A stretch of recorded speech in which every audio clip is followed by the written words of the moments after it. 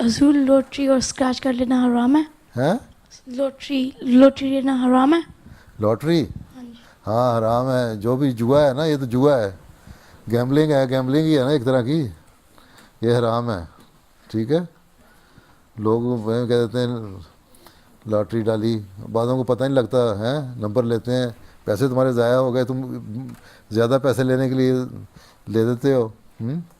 और फिर वो पास होते हैं कुछ किस्मत जिनके मिलियन मिलियन पाउंड निकल आते हैं, तुम कहते हो काश मैं भी ले लेता, उसका फ़ायदा कोई नहीं। मेहनत करके खाओ, वही चीज़ अच्छी है। हैं?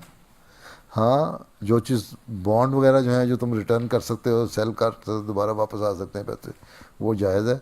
लॉटरी नहीं जायज़। जी। प्राइस बॉन्ड ठीक है। ओके। ठीक।